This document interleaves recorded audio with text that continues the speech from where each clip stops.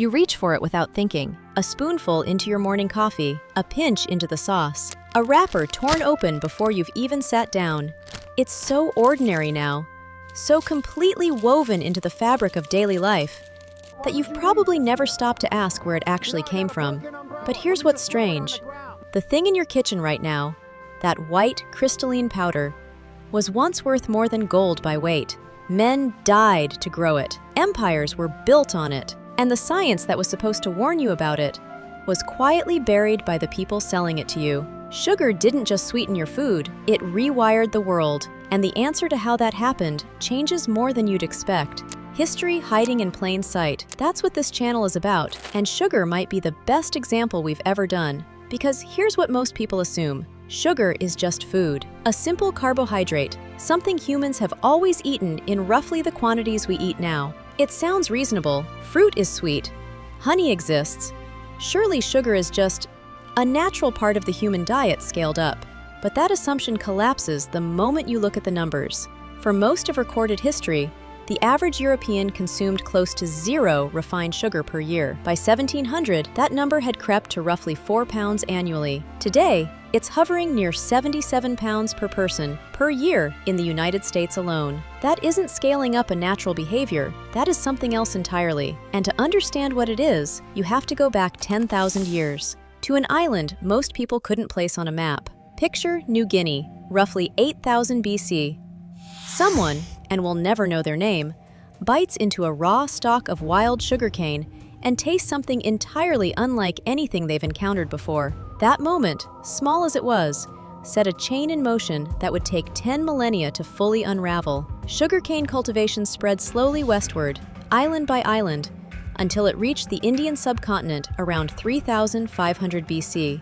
And it was there, in India, that the real transformation happened. Indian farmers learned to crush the cane, boil the juice down, and crystallize it into solid form. They called it kanda. The English word candy descends directly from that Sanskrit root.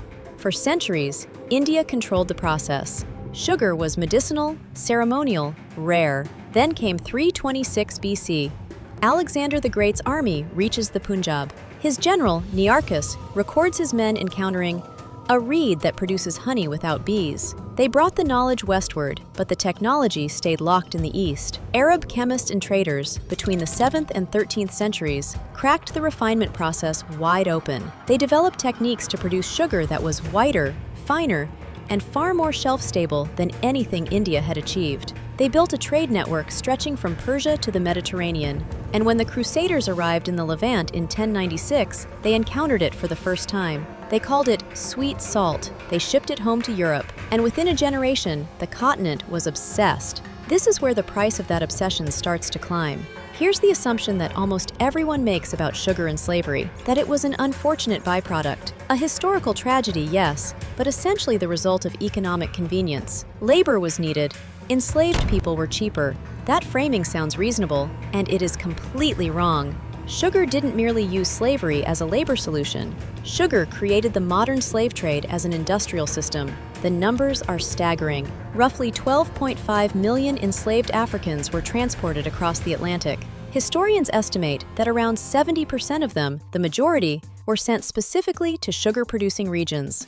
Barbados alone, by the 1650s, had become the single most valuable colony in the entire British Empire, a small Caribbean island, more valuable than all of North America combined at that moment. The profit margins on sugar were so obscene that plantation owners calculated enslaved workers as expendable inputs. The average life expectancy upon arrival on a Caribbean sugar plantation was documented at roughly 7 years. And the calculation was simply this: a replacement was cheaper than keeping someone alive long enough to recover. In 1791, that calculation exploded. The Haitian Revolution, the only successful large-scale slave revolt in recorded history, erupted on French sugar plantations in Saint-Domingue. Haiti declared independence in 1804. It shattered the myth that this system was stable. So what happened when the Caribbean monopoly finally cracked? The answer came, of all places, from a root vegetable. Paris, 1811. Napoleon Bonaparte is at war with the British Empire, and he is losing the sugar war. The British naval blockade has cut off Caribbean imports entirely. France is running out. Napoleon does something that history textbooks consistently underplay. He funds the industrial-scale cultivation of sugar beets. A chemist named Benjamin Delessert had demonstrated that commercially viable sugar could be extracted from the beetroot. Napoleon toured Delessert's factory, pinned the Legion of Honor to his coat on the spot, and immediately ordered 32,000 hectares of sugar beet cultivation across France. Within 2 years, France had broken the Caribbean monopoly, and that moment, quiet, industrial, buried in the footnotes, fundamentally changed what sugar was. It stopped being a colonial luxury. It became a manufactured commodity, cheap, scalable, available everywhere. And here's where it gets uncomfortable. Historian Sidney Mintz, in his landmark 1985 work, Sweetness and Power, documented something that should have changed everything we thought we knew. Sugar became, in his framing, the fuel of industrial capitalism.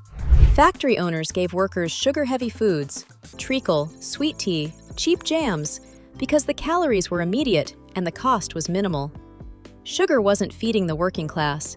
It was powering them like a machine, while keeping wages low. Then came 1967. A group of researchers published a study in the New England Journal of Medicine linking dietary fat, not sugar, to heart disease. What wasn't disclosed at publication, internal documents later uncovered by researcher Kristen Kearns revealed those scientists had been paid by the Sugar Research Foundation, a sugar industry trade group. The cost, adjusted for today, roughly $50,000. For that, the industry bought 4 decades of misdirected public health policy, 4 decades of low-fat food that quietly replaced fat with sugar. Neat trick, wasn't it? By 1984, high-fructose corn syrup, developed by Japanese scientists in the 1970s and turbocharged by U.S. government corn subsidies, had largely replaced cane sugar in American food manufacturing. It was cheaper, sweeter, and infinitely more shelf-stable. And this is where the 10,000-year journey lands in your kitchen. That jar of pasta sauce on your shelf? Check the label. The salad dressing, the bread, the flavored yogurt.